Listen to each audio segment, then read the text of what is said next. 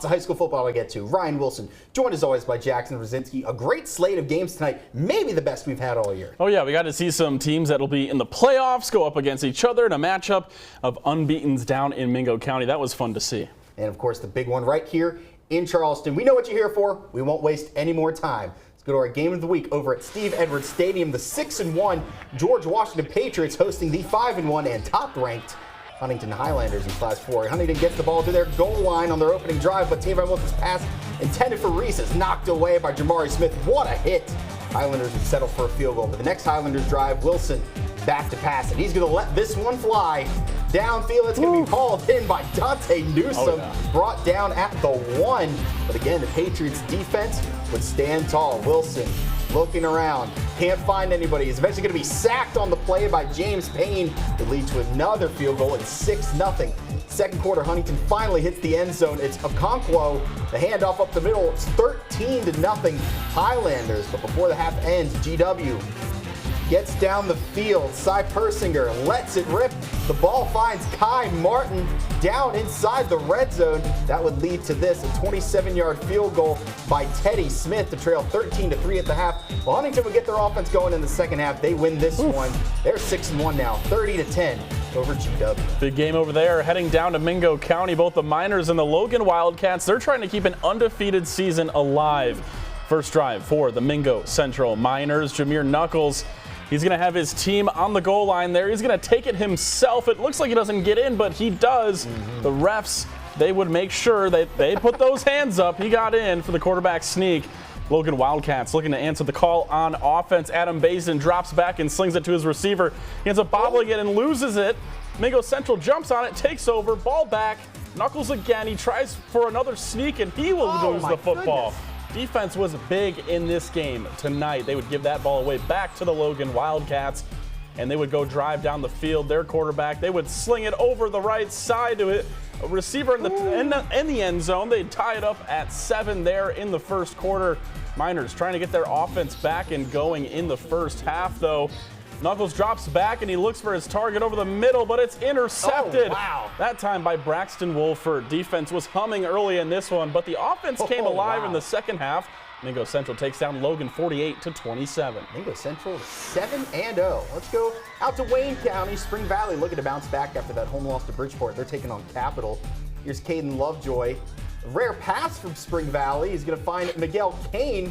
He's going to have to reach down for that one, knocked out of bounds. Great play by Ja'Cory Clark to bring him down. They'd be faced with a 3rd and 9, but they run it this time. It's working to Cannon Dillon. And he's going to get the first down, and he gets out of bounds. Again, they'd be faced with another 3rd down on the drive. Kane is the man for the job. Bullies his way. First down inside the red zone for the Wolves, and then a 3rd and 2 at the 17. The handoff to Kane again. He reaches for the end zone. That's a touchdown for Spring Valley. They go up 14-6.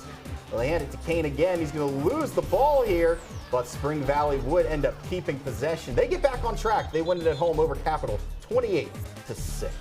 And down in Oak Hill, the Hurricane Redskins hope to get back on track against the Red Devils this season. Oak Hill, they kick it off to Zach Turner on the 3-yard line. He's got some speed, folks. Look at this kid go. He makes some guys miss, and he gets down the field eventually, being brought down at the 15-yard line. Almost an opening kickoff touchdown there for the Redskins. Hurricane, they'll get a field goal out of it. They would lead it 3-0. Oak Hill would set up for a field goal as well, but the kick is blocked. And that's picked up by Lane Fairs, who takes it all the way to the house. What a play on special teams there. Hurricane doing a great job on all facets of the game so far early in this one. They would take a 10-0 lead, but Oak Hill, it would come back in this one. They hand it off to Zacchaeus Lewis, who takes it 10 yards for Oak Hill's first touchdown of the game. Hurricane would fall in this one on the road against Oak Hill, 28-16. Well, let's head over to South Charleston. Two teams that seem to be going back in the right direction. The Black Eagles against Riverside at home. Let's get it going. South Charleston quarterback Sino Riley. He's going to target Devin Lazo, but he's going to be picked off by Arik Booker, and nobody is going to be able to catch him. That is a pick six to the house. They block the PAT. South Charleston leads 7-6. Second half, Tavion Woods hands off to Malachi Hope, but he looks like he's going to be stopped. But no, he laterals back to Woods. He's going to take himself brought down, but he gets the first down. That sets this up here. Woods Gonna take the snap, scan the field, looking. He's gonna find Tyson Arms in the end zone. It looks like he's going down. They lead at 21-7. The South Charleston not letting Riverside totally run away with this one. Riley hands the ball off to Malcolm Brown, and he's going to break multiple tackles and then drag those defenders with him. He stretches it into the goal line. Christian Perkins dives on it for good measure. It's a touchdown for the Black Eagles, but it's Riverside getting their second win of the season. They take down South Charleston 31-14. And now down at Pioneer Field at Wayne High School. The Pioneers looking to take down undefeated Chapmanville, one of my favorite teams in the state. First drive, Chapmanville quarterback Dakota Dalton, that is, throws downfield. It's tipped, and it's actually caught by Trey Ward, as you see there. First down, Chapmanville. Later in the drive, Dalton is going to pass it again, this time to Austin Adkins, who makes a couple of moves there to get the first down. He doesn't go down easily. Chapmanville driving. They're rolling on offense now. Dalton passes to Austin Adkins again for another first down for Chapmanville. He's just making kids miss left and right. And Dalton, great throw in there. Chapmanville now implementing the running game. Dalton hands it off to Trey Ward, who rumbles for a first down. Mixing both run and pass. They would do it again. This time, Preston Kovac, he's going to get into the end zone. Chapmanville would go on to stay unbeaten with a 44-7 win over Wayne. Good Chapmanville team once again. Up on the river, the Herbert Hoover Huskies look to win their sixth straight game.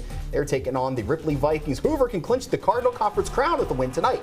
First drive of the game, Jackson Moore passing to Kyler Fisher. That ball is going to be ripped out by Shannon Mitchell, dived on by Aiden Hernandez. That is Hoover football. Next drive, Peyton Grigsby, the QB, takes the snap, hands it off to Blake Fisher. He's just made plays all year, and this is no different. He's into the end zone untouched. Hoover leads at 7-0. Next play on offense for Hoover. Grigsby finds Noshawn Hampton. Great catch downfield. Wow. He holds on after taking a big hit. 2-yard line as Hoover is going to absolutely roll. Grigsby is going to take it himself, untouched on the QB keeper. Hoover takes home the Cardinal Conference crown. They're 6-0. They win it over Ripley 62-14. And down in Shady Spring, the Tigers playing host to the Winfield Generals. First drive, Shady's Evan Romage gets the handoff with a big hole from the lineman, but he fumbles. It's punched out by Carson Samples and recovered by Aiden Tate. Winfield with it now. Gannon Boggs takes it into the end zone for a Winfield touchdown. Looking good there for Winfield. Shady Spring looking to get some offense going. Shade Hedgecock takes the reverse sweep for a nice 20-yard gain before being taken down there. Shady Spring, they would be driving down the field.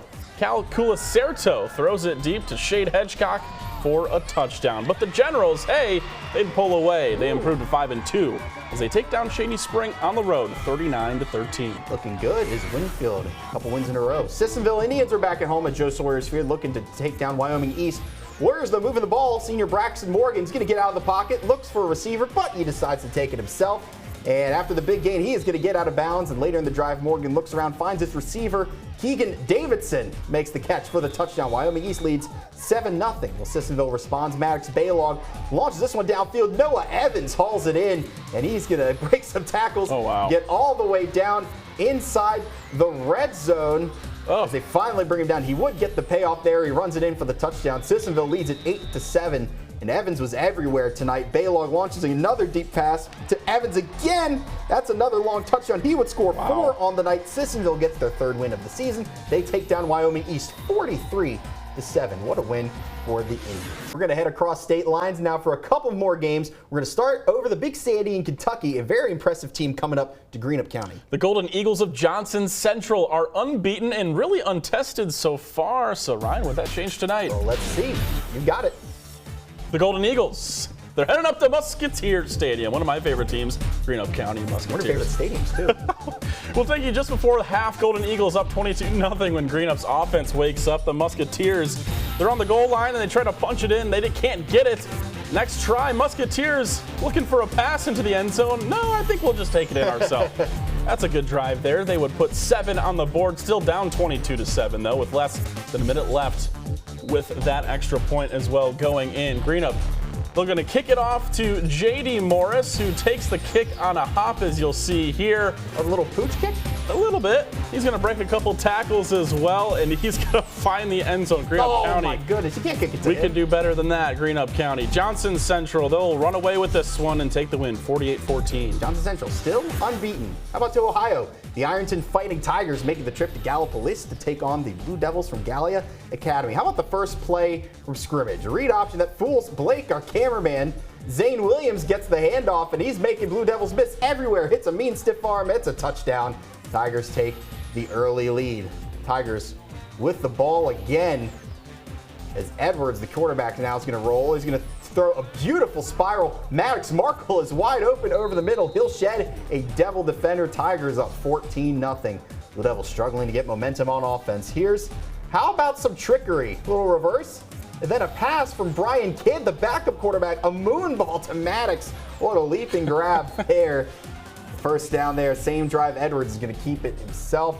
Gets lost in the pile, but he leaps over for a touchdown. 21-0 in the first quarter. And wow. That was a story. Ironton 56-7 over Gallia. They are still rolling after that loss to Wheelersburg early in the year. Ironton Tigers, they look like the Cleveland Browns, and they might play better than them too. We'll see.